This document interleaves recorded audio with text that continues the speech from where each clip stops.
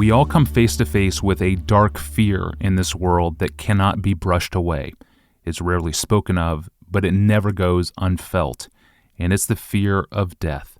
This fear is universal in scope, and it's enslaving in its power, and is a fear Jesus Christ came to conquer and defeat on behalf of sinners like you and me. John Piper explained this more fully in his sermon titled, "You Will Never See Death," preached on May 14th, 2011. Near the end of the sermon, Pastor John explained Hebrews chapter 2, verse 14 by saying this. The effect of Jesus' death in our place as the God-man in Hebrews 2:14 is what I want you to feel and see in the last few minutes of this message.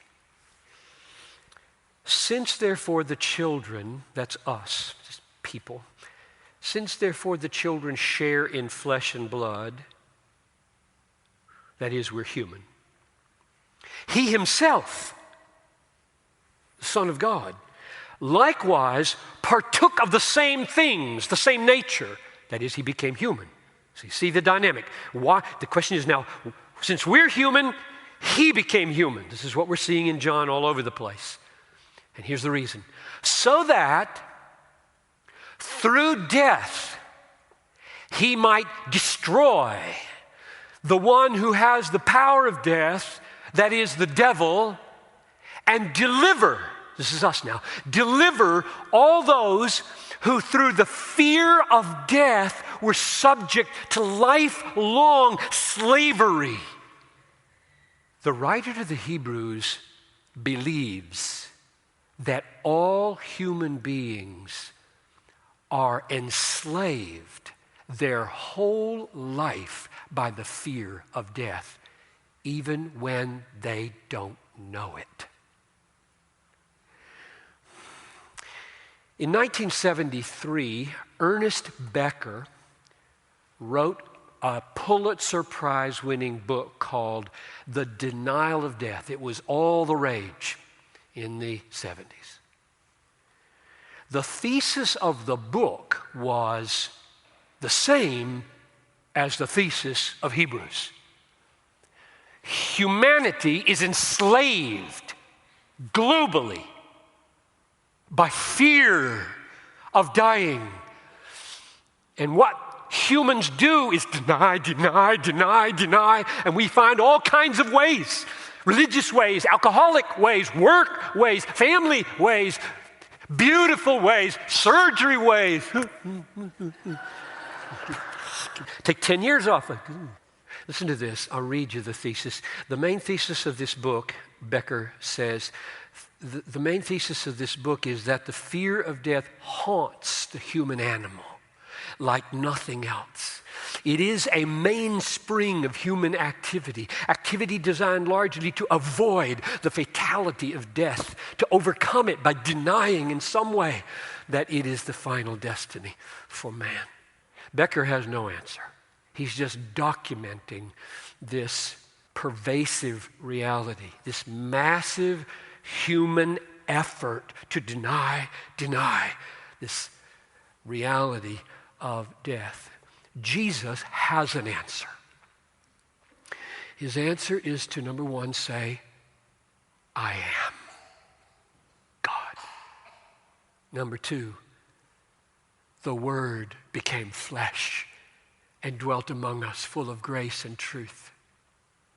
Number three, I lay down my life for my people and cover all their sin and provide all their righteousness. And number four, I conquer death. And I conquer Satan, who has the power of death. And number five, I rise from the dead. And number six, I take away the fear of dying. That's Jesus' answer. Hebrews and Becker, Ernest Becker and the writer of the Hebrews, both say that the fear of death produces pervasive, lifelong slavery. Don't miss that. See it at the end of verse 15 in Hebrews 2? I came to deliver those who through fear of death were subject to lifelong slavery. You may not think that. He does. I believe. I'm going to agree with him, not you. John Piper, until grace does a miracle, is subconsciously driven to deny my death. There are things in your life right now that are owing to the fear of death that you don't know are owing to the fear of death. And that if you could have this stunning liberation from the fear of death, there would come into your life a kind of freedom and a kind of risk-taking adventuresomeness for God that would change almost everything in your life. It is haunting our choices, making us cautious and wary and restrained and confined and narrow and tight, and robbing us from risk and adventure and dreams for the sake of Christ and the kingdom and the cause of love in the world. Why do you live such cautious lives? Why do you devote so much energy to security? It's just absurd if the one who said, before Abraham was, I am, said, you keep my word, you'll never die.